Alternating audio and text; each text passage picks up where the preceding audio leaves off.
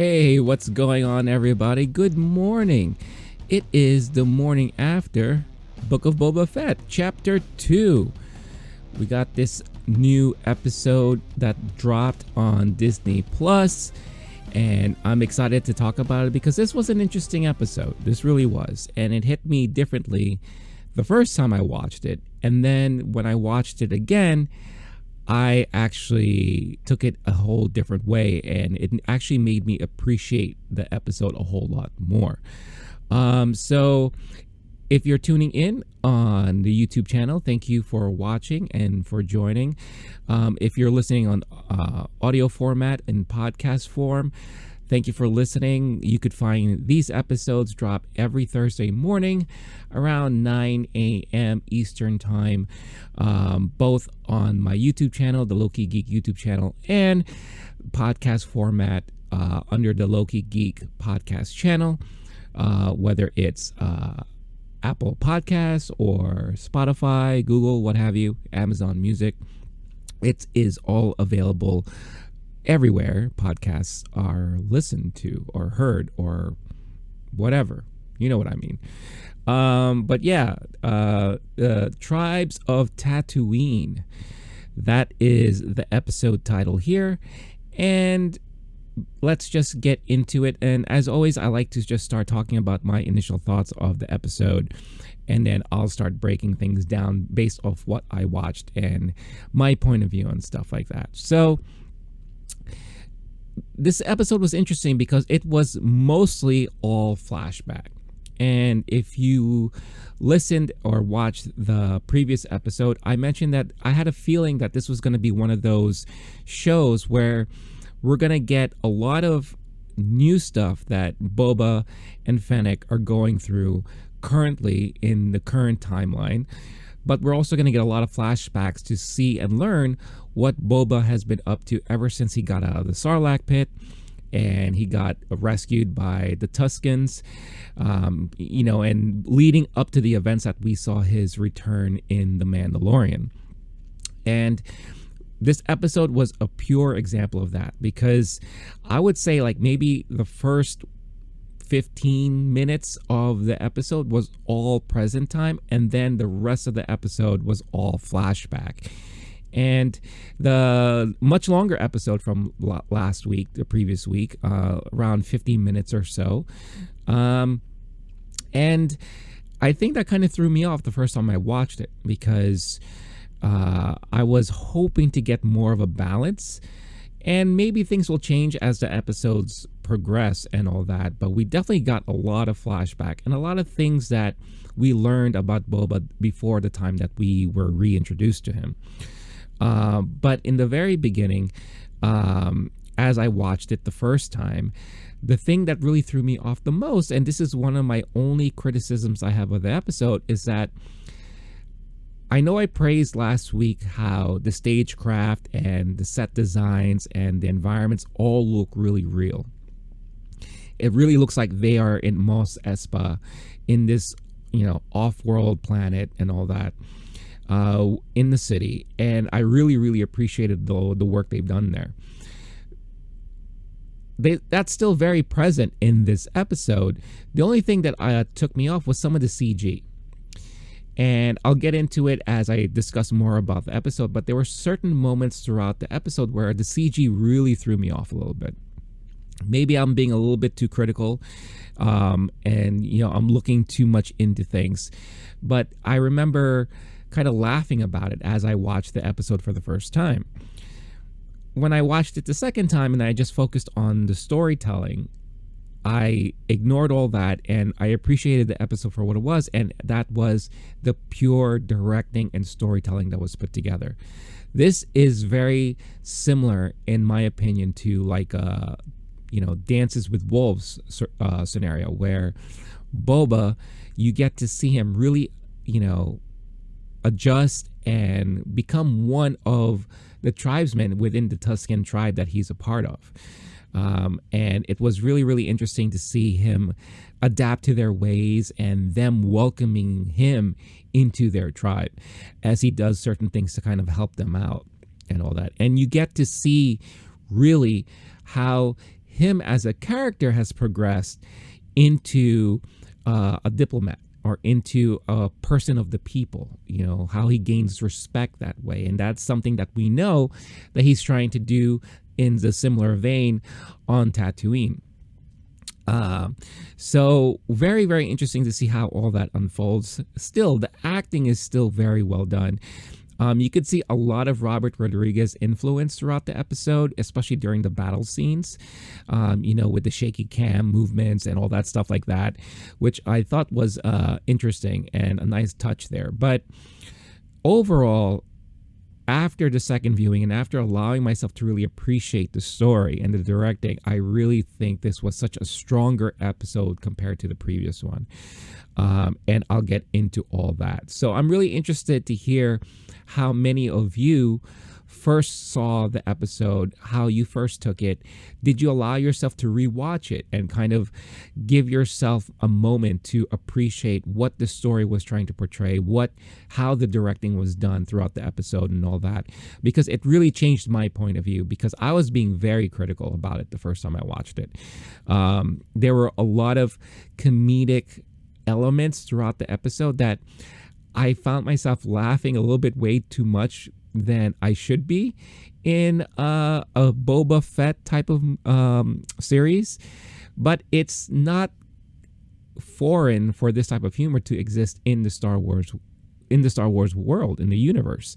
So after rewatching it, yeah, I still laughed a little bit, but again, it didn't really sour the taste that I had for the episode watching it the second time. So again, I'm very, very curious to hear what you all think about it when you first watched it. So why not?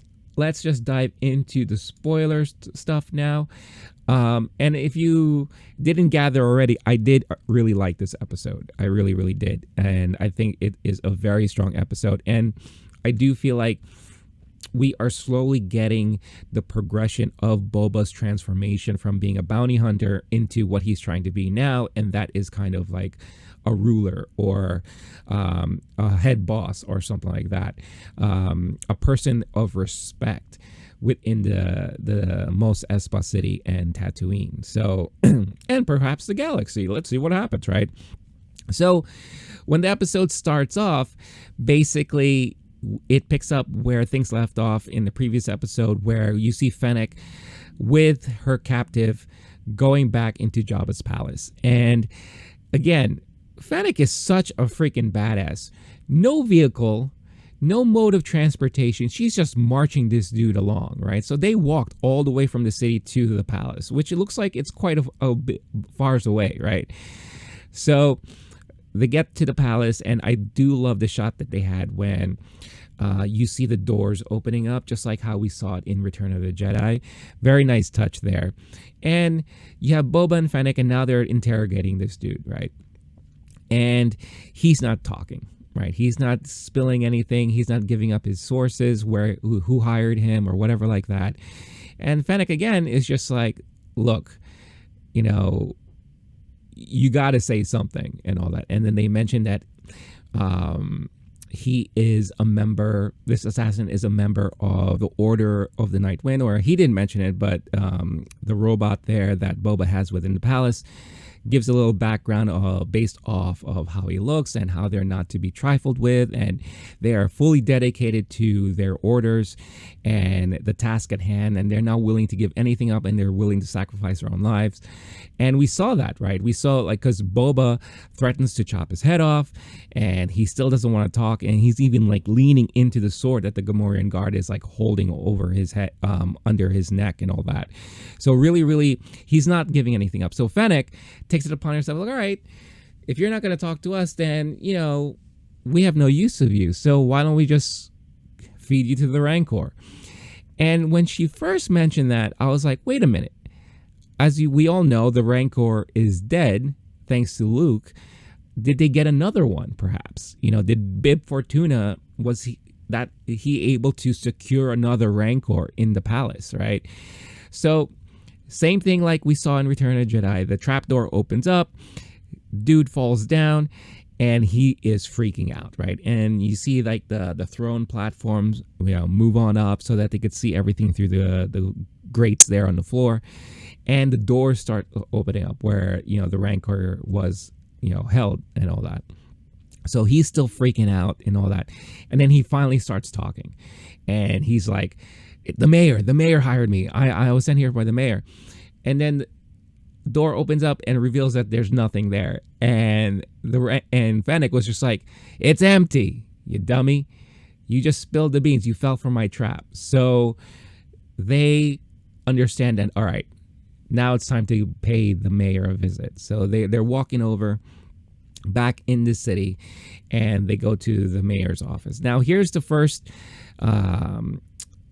bit of the episode that I laughed because it was very funny, and it felt something that wasn't really Star Warsy in a way, because when they walk in, they talk to what looks like a receptionist, and it's something that you would see perhaps like in a Marvel movie or some sort of Disney movie where there's a funny back and forth, right? And the guy's like, who are you? And it's like, we're here to see the mayor. And he does the typical thing where it's like, well, I don't have you in the schedule and blah, blah, blah, this and that. But the thing that really made me laugh the most is like, he's still trying to say, well, you're not in it. And then the magistrate, or whoever you want to call it, the right-hand person of the mayor, pushes him away, and he makes a comment. He's like, oh, okay. And for some reason that had me dying the first time, but it didn't feel like a Star Wars moment, right? Watched it the second time, I still was cracking up because just the delivery in itself was really, really hilarious. So that happens, the magistrate, or that guy constantly keeps talking and says like, look, we appreciate you stopping by. The mayor's very busy. And you could tell Boba has had enough and just looked at Fennec and just like, all right, we're walking in.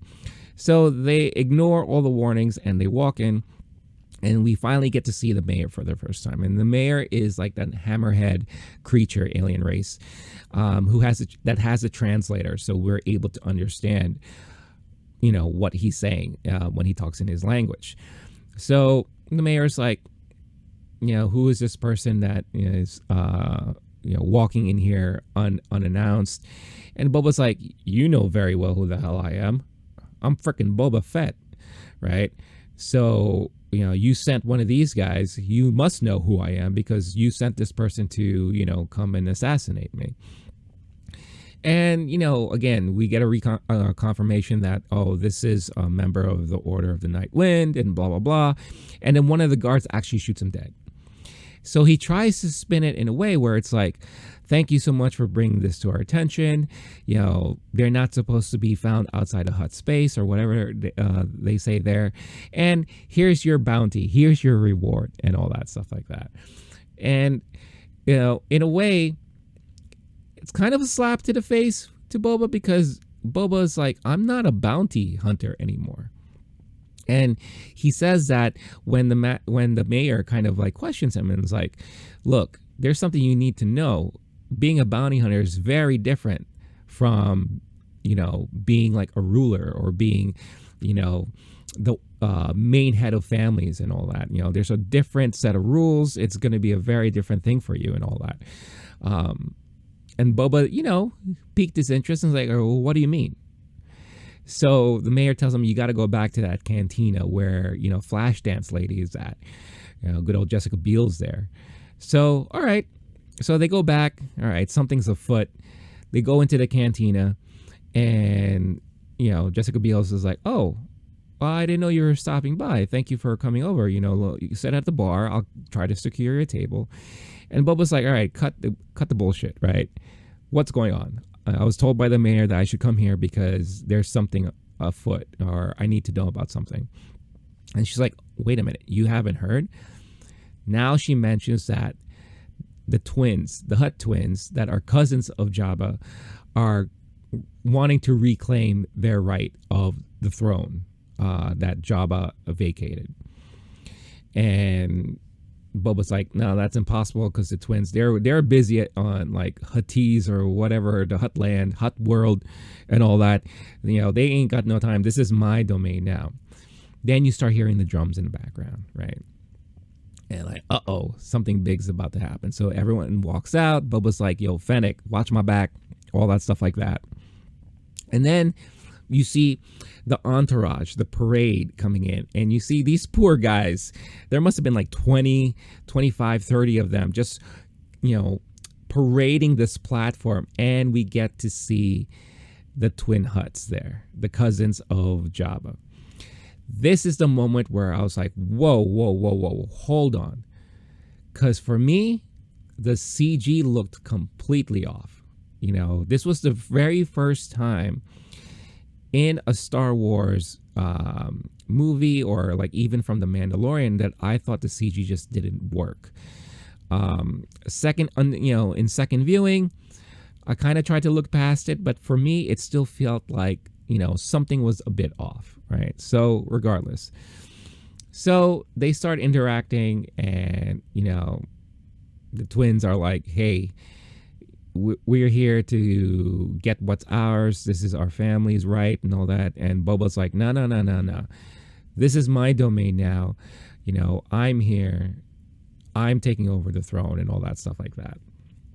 And, there's some threatening messages, and, the guy's like, you're upsetting my sister, and they're talking to each other.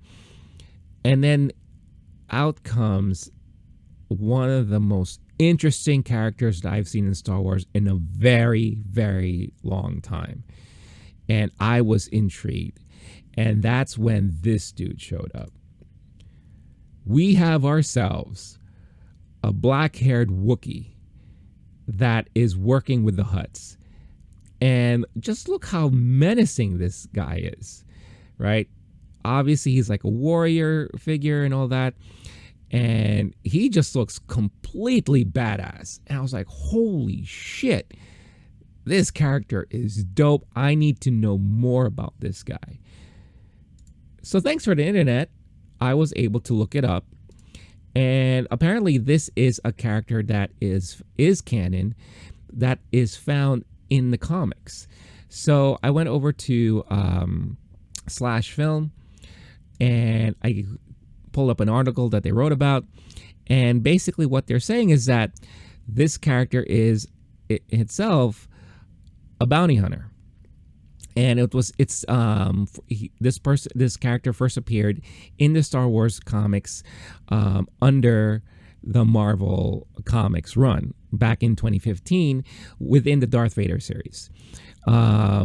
So the name of this Wookiee is Black Krrsantan.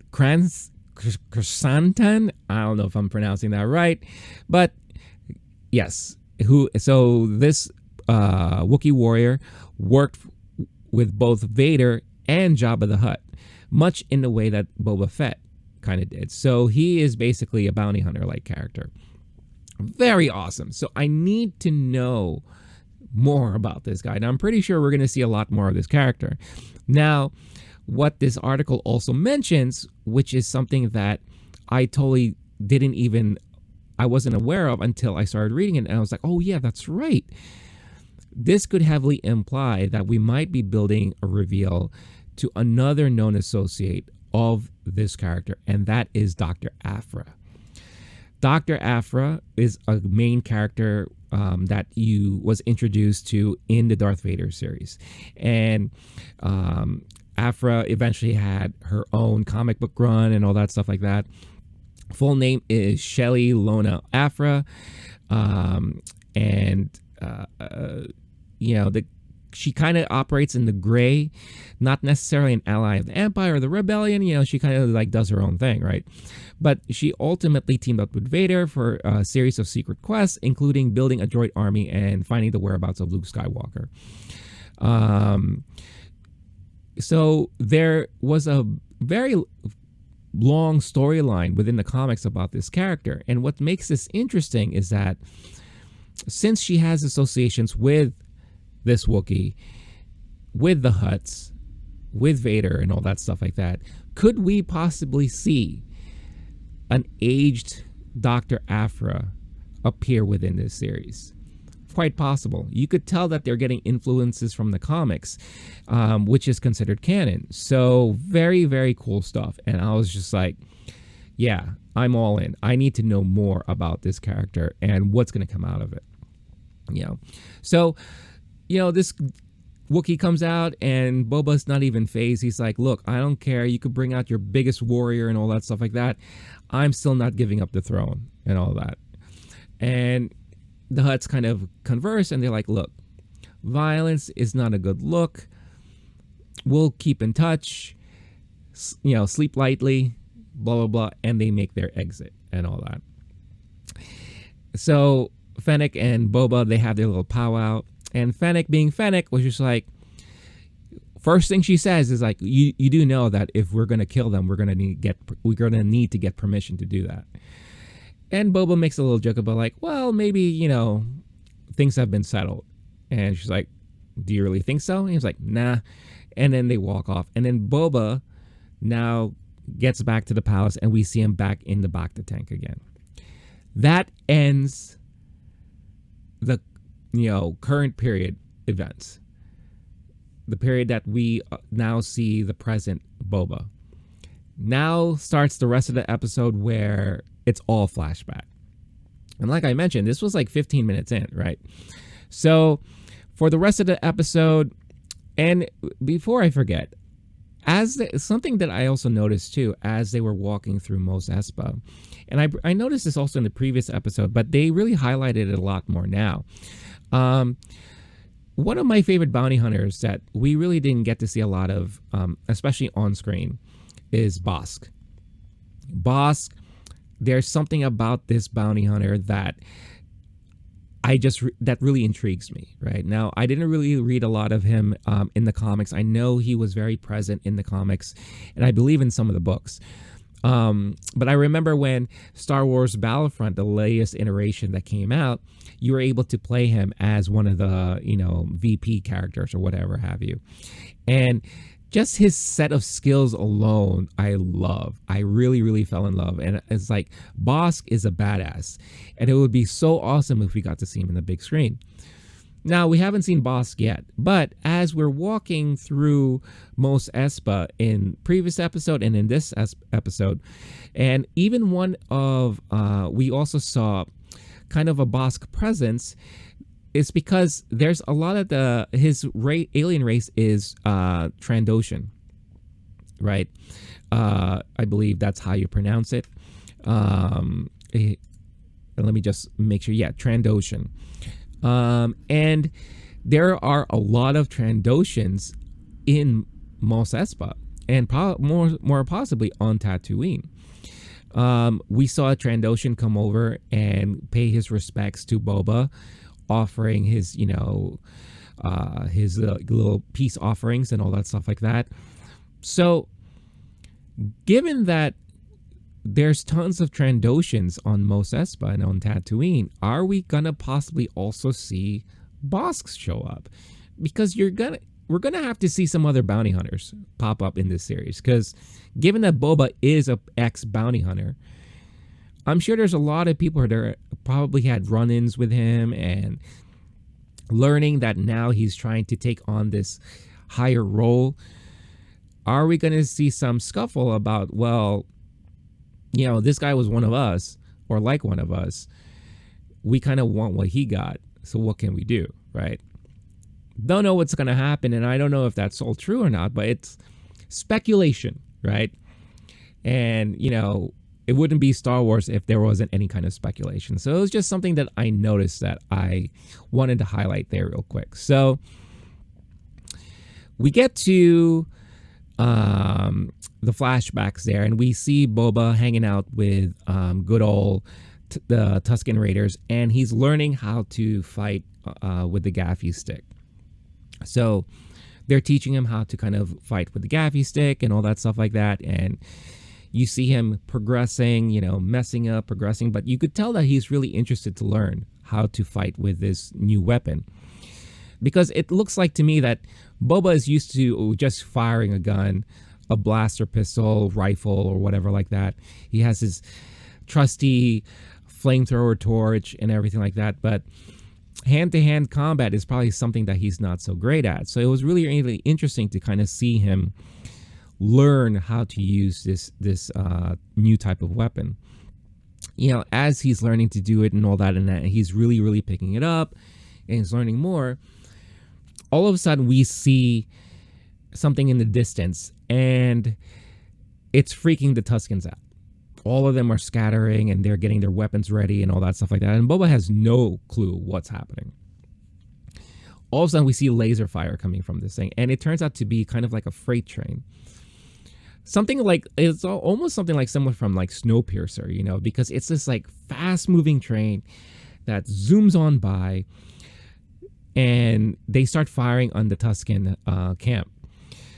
Poor Bantha in the back was the first one to get clipped, and you'll see later on, like, the Banthas are like giant ass targets, and they're just standing there.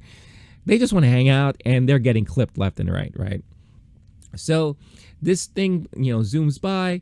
Unfortunately, a lot of Tuskens were killed because of this, and Boba, is distraught in a way. It's like, this is unfortunate. These guys were just minding their own business, and this train that's like zooming by, which is basically their land.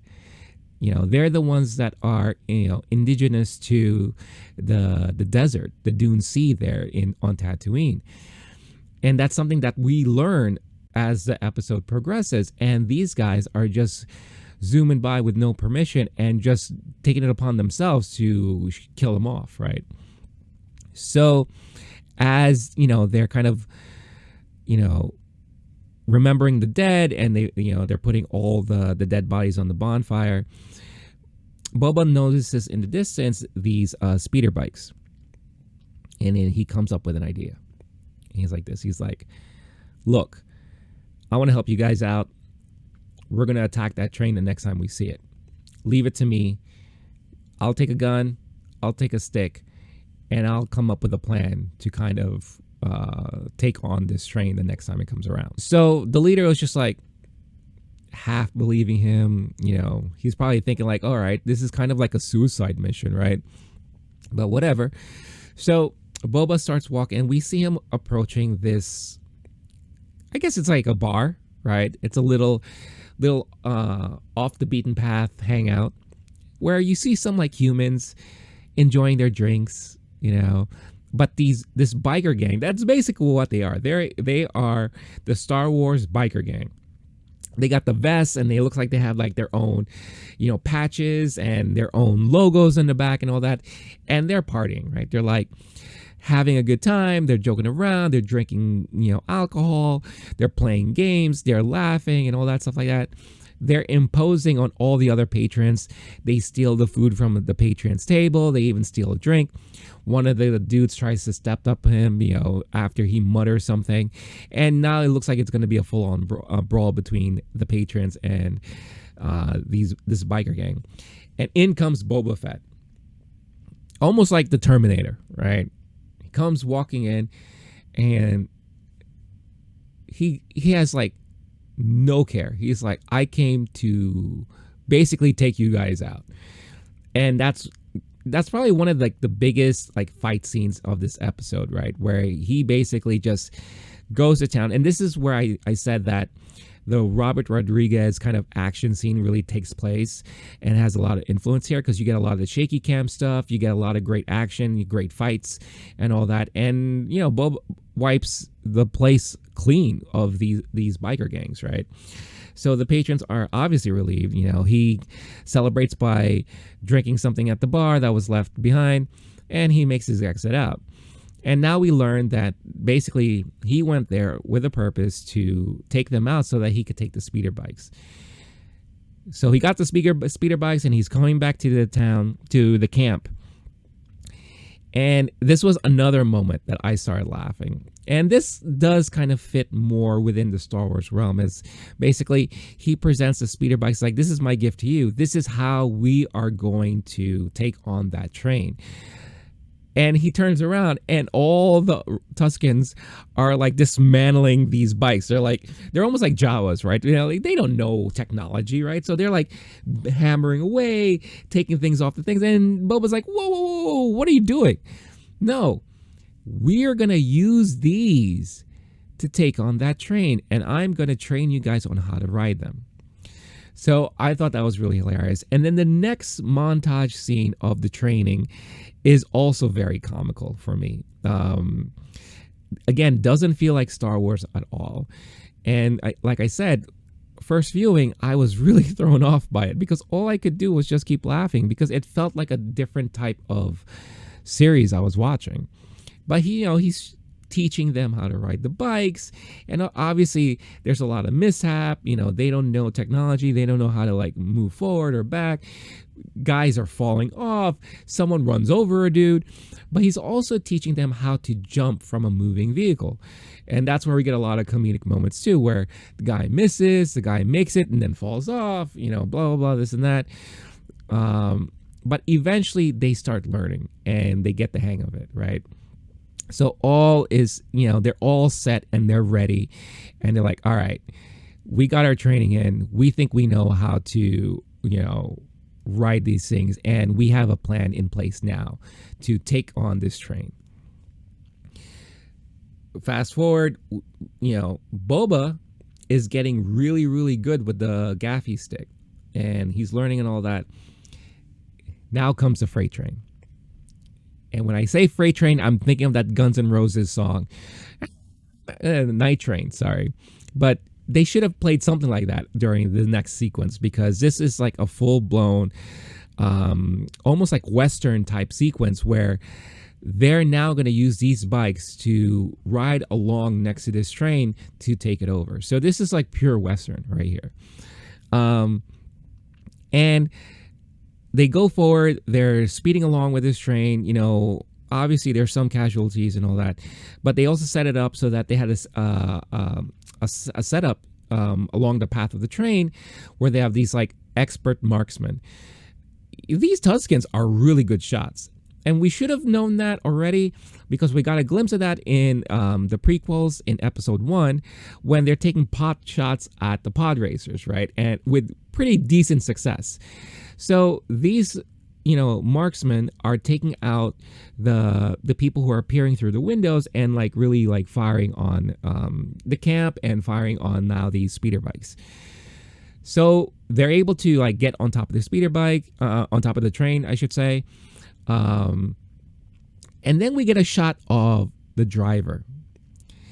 And this was another moment of the episode that threw me off a little bit. I should also mention that I thought the CG with the speeder bikes and all that felt a little off to me too. Again, maybe I'm just being very nitpicky and all that stuff like that, but I just didn't feel like it was the quality of what we've been seeing from like The Mandalorian or all that stuff like that. But second viewing, I was able to kind of put that behind me and just appreciate the episode. But we see this driver, and this felt like a Star Tours thing because this driver is a robot and has multiple arms and is able to finagle all the controls and this and that and whatever. And this robot, the only duty this robot has is to get this train from point A to point B. He's seeing that the train's being attacked, so he's trying to speed things up, right? But the whole sequence there just felt very like cartoony in a way.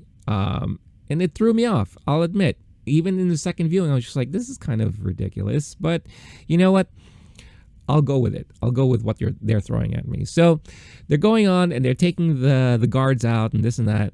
The main Tusken warrior that has been training Boba, that we also saw kick Boba's ass in the previous episode, takes it upon him or herself. I believe it might be a female Tusken because I learned today that the stunt person that is playing this role is the same stunt person that has been the stunt person for Wonder Woman and Captain Marvel.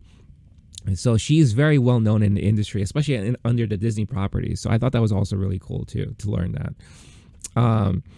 But she basically takes her bike, goes and crashes it into the train, and like pretty much jumps into one of the windows to kind of help them out because they're getting like picked out while they're on top of the train. So you see this really nice panning shot of her going through car to car, like taking all these guys out. And the guys who are popping up on the top, who are like, shooting at these Boba and the rest of the crew, you see one of them drop. And then this was another comedic moment that I thought was actually really funny and didn't feel Star Warsy too much. She pops up on the hole and looks at them and they're like, oh, got two more behind me.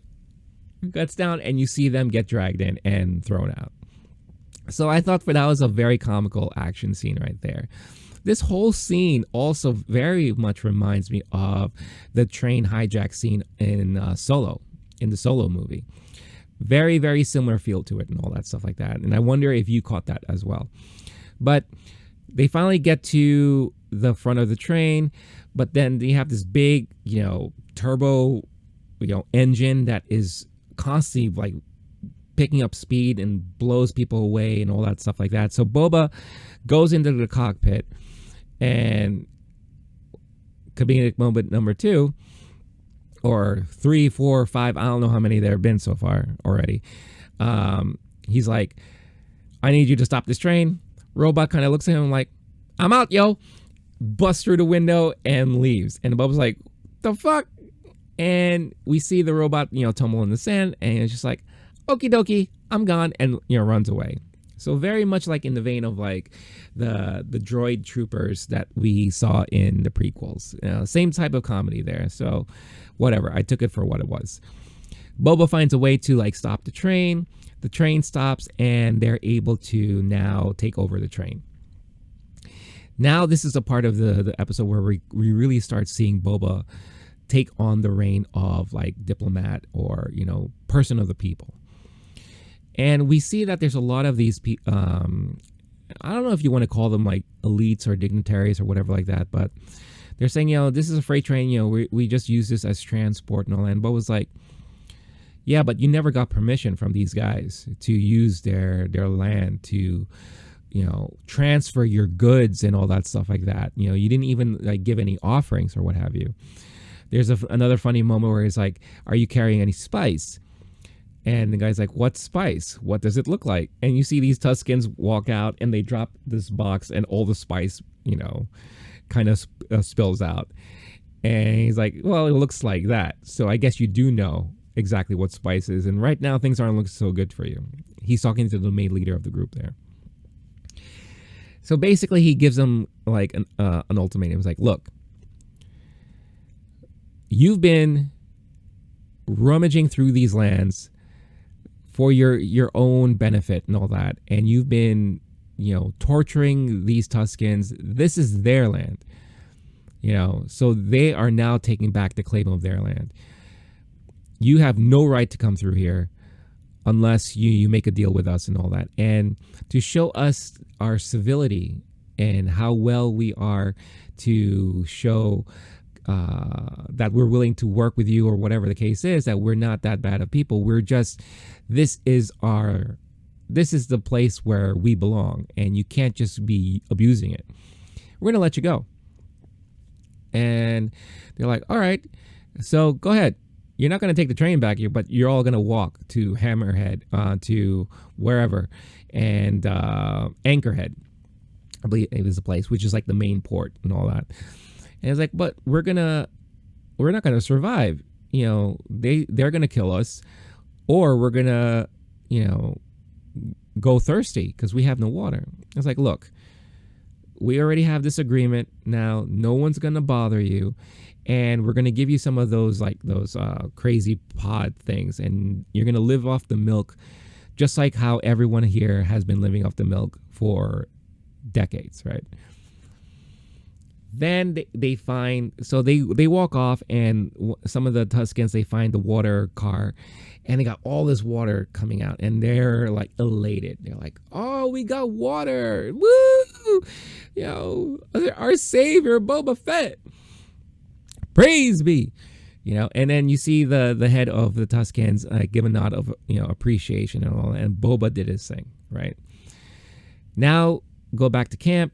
Now we have a moment where, again, this feels very much like Dances with Wolves, or even Avatar, whatever the case is, where they're explaining to Boba, like, there are many tribes of the Tuscans, and for the longest time we've been hiding and living in fear. And Boba's like, well, you shouldn't hide. You are all trained and purebred warriors. You should be out in the open. You should be proud that this is your land. And like, well, they've got technology, we don't. And Boba's explaining that, well, you have technology now because I'm giving it to you and I'm introducing you to it and how to use it. So you have all the abilities and power to take back what's yours. And the way they're communicating too is through this really awesome sign language that they're, able to really communicate well with. So I thought that was also a very great touch. So the head chieftain there is like, look, I got a gift for you. And presents him with this little lizard.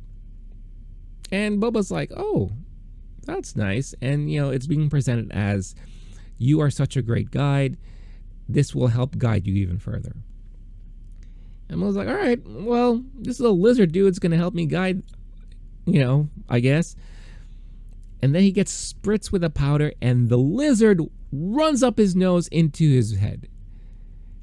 And that was the big WTF moment of the episode. I'm like, what the fuck just happened? And now we start getting into this trippy scenery, and Boba's feeling this weirdness and things are taking over. And it turns out Boba is now going through his own spiritual journey.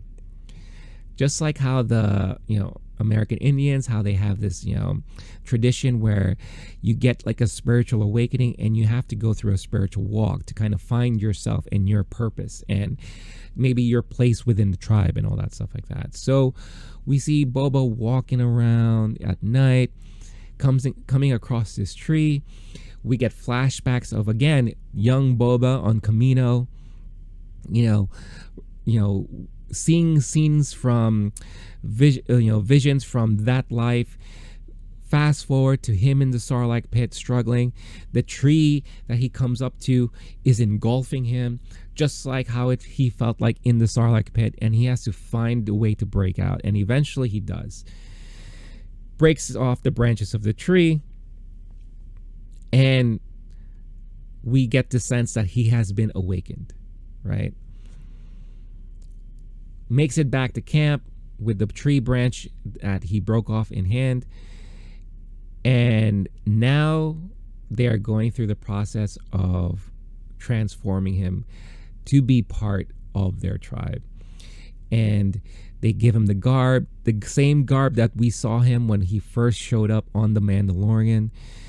Then they take him to this special area where he now transforms this branch of the tree into his very own personal gaffy stick. And it was very nice seeing him learning and them encouraging to make it his own. Like, this is your thing, you're making it.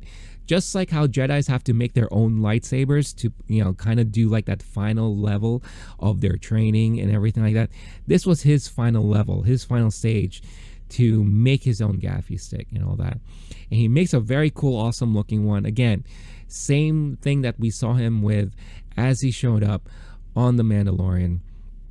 And goes back, and then they're all sitting in a circle by the fire, and they pretty much introduce, this is the new Boba Fett.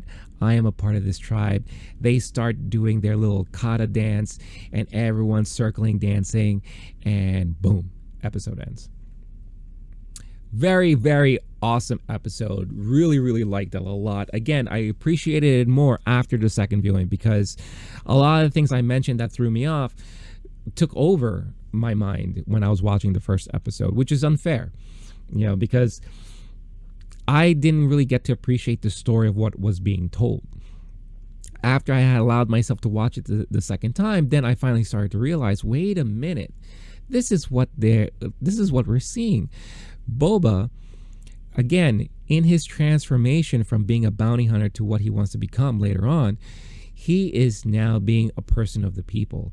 He is now standing up for this tribe that took him in, that helped him survive and all that, helped train him, and he's fighting for the rights of these groups of people. And it was so touching and such a well done story, a well done chapter within the Book of Boba Fett, right?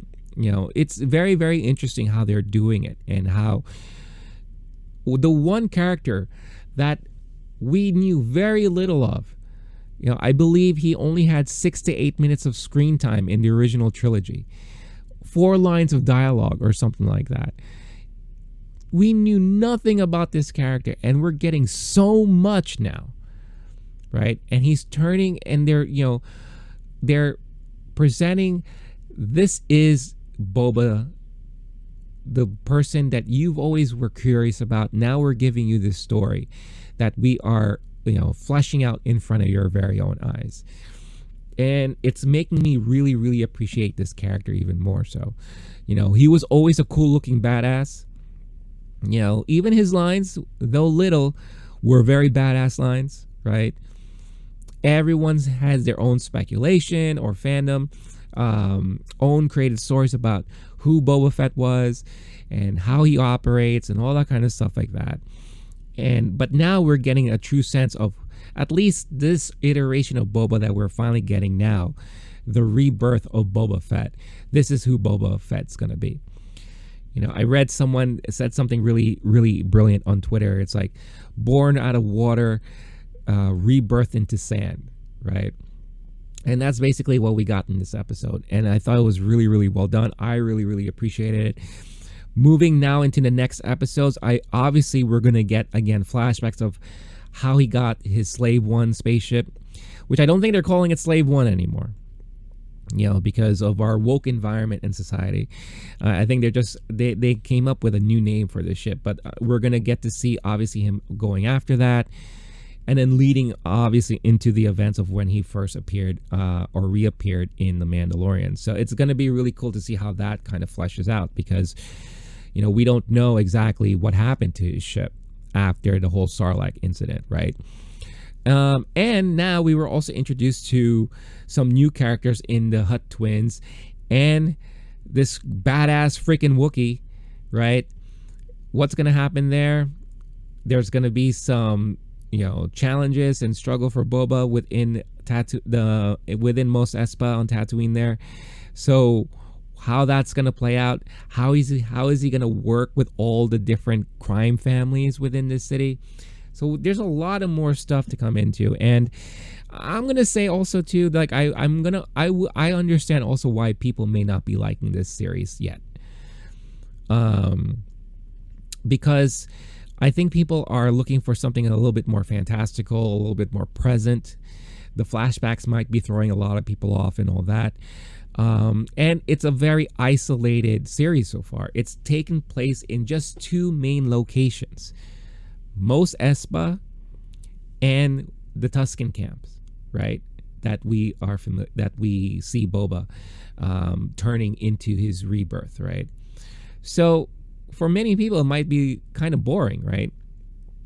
But even with the little glimpse in the beginning of his interaction with the mayor and the mentioning of the families and this and that, it really feels like we're still going to get this kind of like mafia-like crime storyline, which is something that I kind of always wanted to see, like kind of like how it would have been cool if we got a storyline of like the underground of like Coruscant, right?